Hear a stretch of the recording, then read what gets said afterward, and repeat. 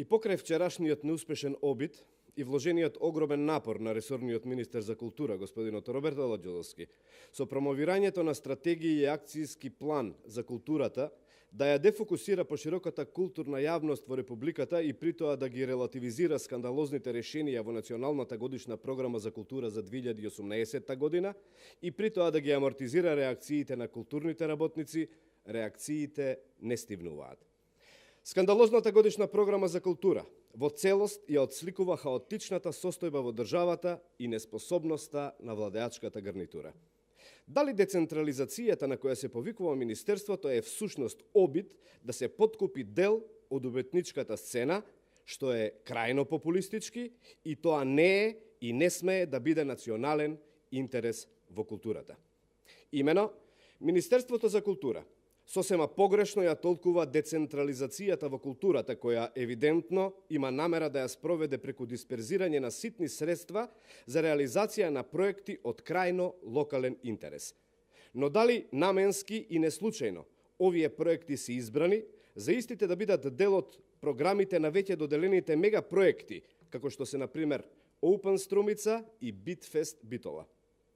Дали овие проекти се во организација и реализација на одредени менаџери, културтрегери и политички партиски активисти, кои повторно треба да профитираат врз база на фиктивни и нереални проекти? Анализата говори дека на овој начин распределени се околу 200.000 евра или околу 60% од вкупно определените средства во ликовната дејност, кои изнесуваат 350.000 евра. Дали поради овие причини безмалку непознати уметници добиваат илјадници евра, а на бардот на македонската современа ликовна уметност, човекот кој е алфа и омега на концептуализмот, професорот Душан Перчинков, му се доделени, верували или не, неверојатни 300 евра.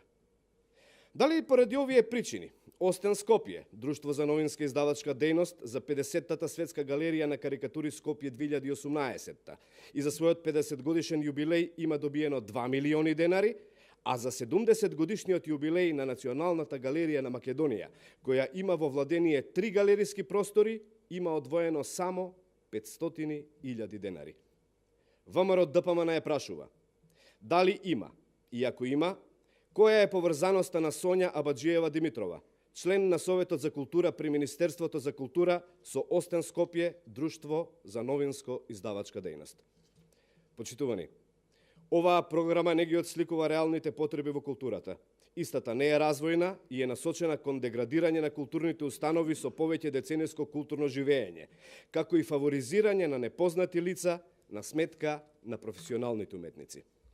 Затоа ВМРО ДПМН под итно бара да биде повлечена Националната годишна програма на Министерството за култура за 2018 година.